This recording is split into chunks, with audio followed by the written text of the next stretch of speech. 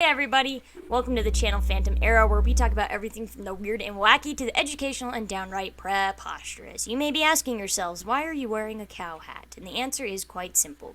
Today we're going to be talking about history's greatest animal companions, and trust me, none of them are dogs and cats at the moment. I may make a part 2 to this video, which may focus more on stereotypical pets and animal companions, but this one basically has any animal that you can think of that belongs in a zoo. Now, you may be wondering why I'm making a video like this, because it's a little bit different than my previous content, and I will explain. Recently, I lost my family dog, Coco. She passed away after 15 and a half years. I love her dearly, I miss her dearly, and she was a great pet and a great animal companion, and she really took care of me and my family for those 15 and a half years.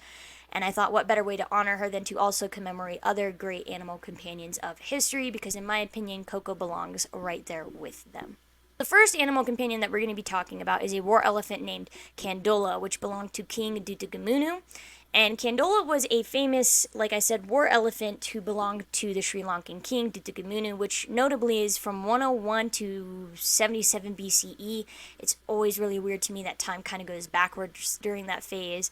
But the point here is that the king's love for Candola was so significant that it was actually documented through 11 chapters of the Great Chronicle, which is a Sinhalese chronicle titled Mahavamsa, I think.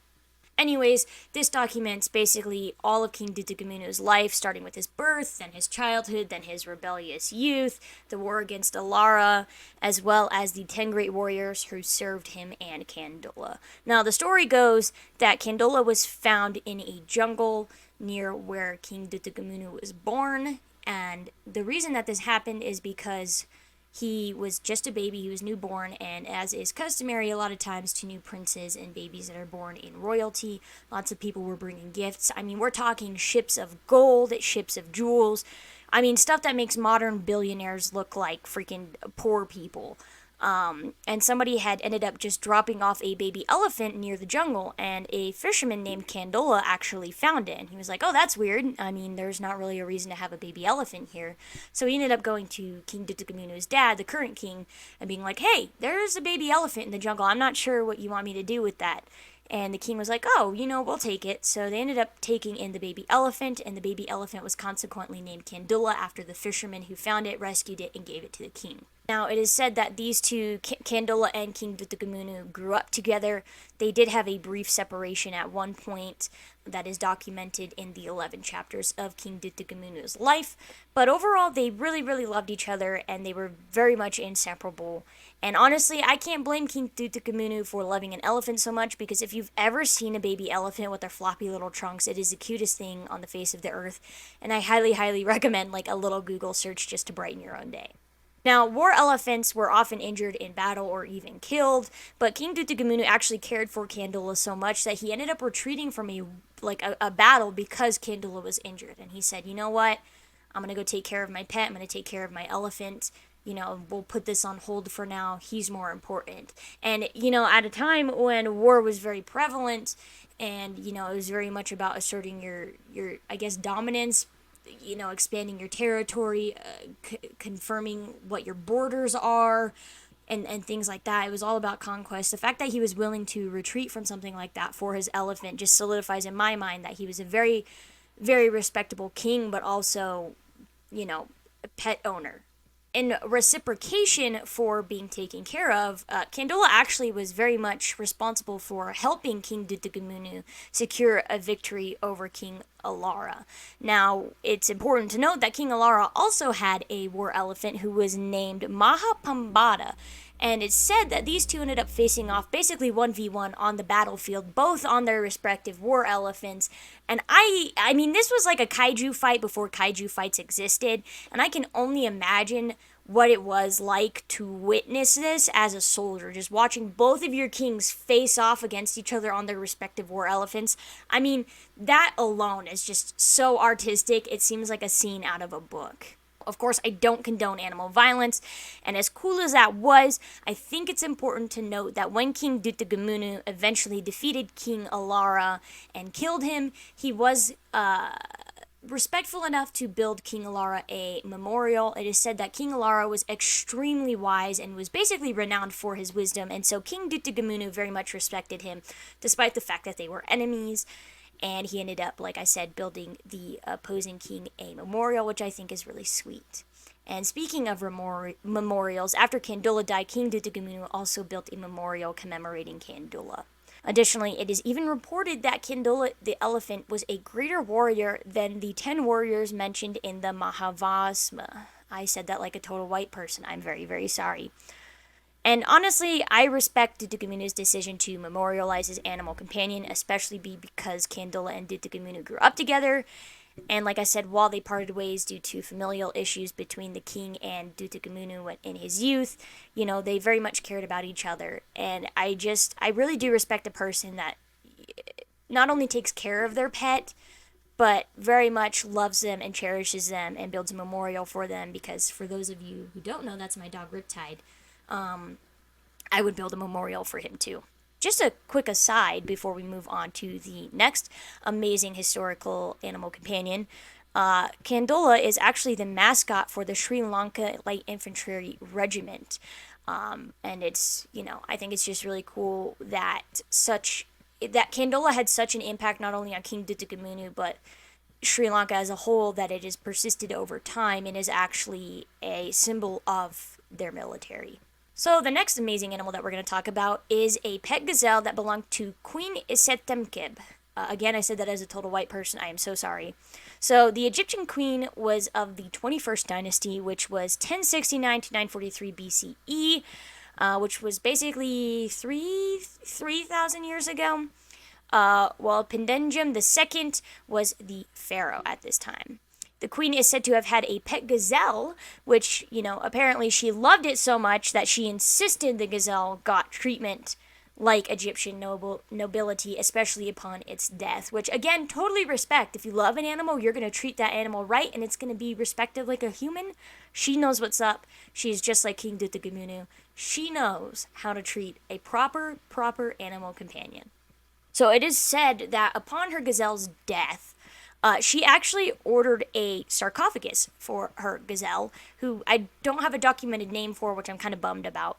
But apparently this was like a very, very beautiful coffin, and it was actually fit to the size of the gazelle's mummified body. So it was very snug, very well protected, and when it was uncovered, it was very well preserved for being an animal at the time.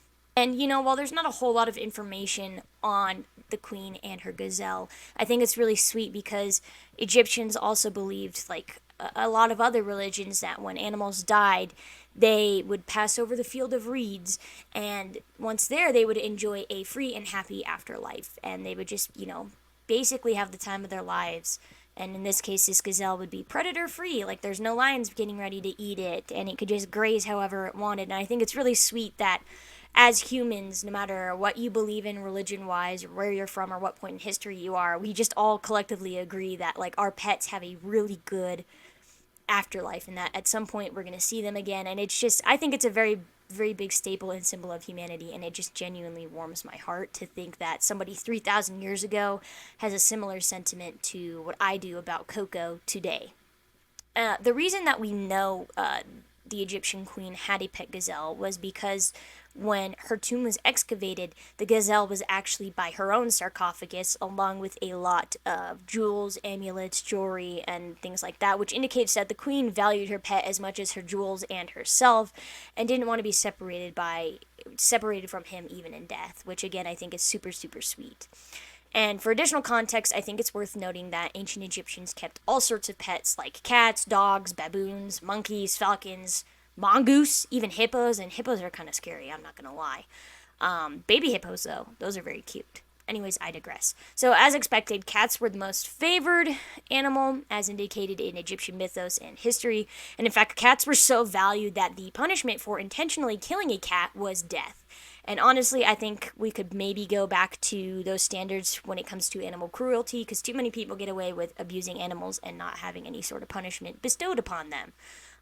The scum of the earth, in my opinion, are people who hurt kids and people who hurt animals. And for all of you dog lovers out there like me, have no fear because dogs were also popular pets used for hunting and guarding homes. And in many cases, dogs, along with cats, were mummified with their owners, which I think is, like I said, very, very sweet. And essentially, ancient Egyptians absolutely adored their pets and treated them as any pet owner should. So much so that it's reported ancient Egyptians would shave off all of their hair, including their eyebrows, to show their grief upon the death of a pet. This is definitely like a love and a companionship that transcends time. And I just think it's really cool that no matter the animal, we're able to have connections with them that may seem inexplicable, yet keep happening throughout history. The next one that I have for you guys is one that very much doesn't have a lot of information, but it's just kind of a cool tidbit and a cool fact, and I just kind of wanted to throw it in here. So, Ramesses II apparently had a war lion named Slayer of Foes. First of all, I think that is the coolest name that you could ever give a lion, and it's very much a warning to anybody that tries to face you. Don't mess with me. I got this lion. He's going to come kill you, Like, I'm not going to fight a lion named Slayer of Foes. As cool as I think I am, and the fact that I might be able to punch God someday just for shits and giggles, I'm not going to fight a lion with that name. Like I said, while there isn't a lot of documentation on Ramesses' lion, it is noted that they both saw a lot of war in their lifetime, and that lions were a fierce animal that often symbolized power and status. So it was really important for Ramesses to uphold that image at the time, and that, despite being more of a war animal, they still very much cared about each other, looked after each other on the battlefield and things like that. And most famously, the Egyptian pharaoh and Slayer of Foes battled the Hittites. Now, the next one is also a big cat. I'm not gonna lie, I kind of got excited about the line and was like, yo, anybody else have a giant cat that's their pet? Apparently Nero did. He had a beloved tigress named Phoebe, which is kind of crazy to me, but somehow it makes sense just because it's Nero. If you know anything about Nero, that guy is absolutely insane. I don't know how he got away with being the Roman emperor for as long as he did, but somehow. Anyways, so the story of Phoebe is that Nero saw the tigress fighting in a coliseum during a beast fight, and he was like, hey, whoa, she's super cool. She's really ruthless and bloodthirsty, and I admire that about her. So I'm going to rescue her and take her in. And so he essentially rescued Phoebe from the Colosseum, took her in, and she took a liking to him pretty much right away. And the two very much bonded, so much so that he would, just have her by his side all the time. He built her a gold cage to sleep in, which is pretty bougie for a tiger, but hey, I mean, why not? And he also would let Phoebe eat at the table, even if there were guests over. He was like, you know what? No, my cat, Phoebe, she's sitting at the table, man. So, I mean, I guess it's kind of good that out of all the things he did, as far as killing people and stuff, he didn't add animal cruelty to the list to a certain extent, because it was selective animal cruelty was okay, because let's not forget, Phoebe was in a beast war in the Colosseum where it was just a bunch of animals killing each other for fun and entertainment. But, I mean, at least he rescued one of them, right? We gotta give him at least 1 point. Anyways, I digress, because as much as it sounds sweet that he saved Phoebe, he also very much used her to his own benefit. So, anybody that opposed Nero or, looked at him wrong was in serious danger of just being fed to Phoebe. He was like, you sneezed in my direction, I'm feeding you to the cat. And that's just kind of how it was. So anybody in his vicinity when Phoebe was around was on their best behavior. They did not speak out of turn. They did not breathe out of turn, because he would just feed people to her as a snack. He was like, you want dessert, sweetie? Here you go. Go eat my advisor Nephilius Necronomicon or whatever. And she would just go over and she would eat him, and that would be it. I also do think that despite this violence and violent tendencies, Phoebe was actually a very sweet and sentient being. There is a rumor that while she was in the arena and during her time fighting in the Colosseum, she recognized a slave girl that used to take care of her and refused to attack or kill her in the Colosseum, which I think is really sweet, because if this is true, then it definitely shows that Phoebe is very much a sentient creature with the capacity to think and love those who take care of her. So I think that despite the fact that Nero kind of used her to his own advantage, they did genuinely care about each other. And it is noted that Phoebe was such a fierce tiger in the Colosseum that it was said she could rival 3 tigers together, which is pretty baller in my opinion. Like, girl power. I don't care if you're a giant cat. Girl bosses be girl bosses.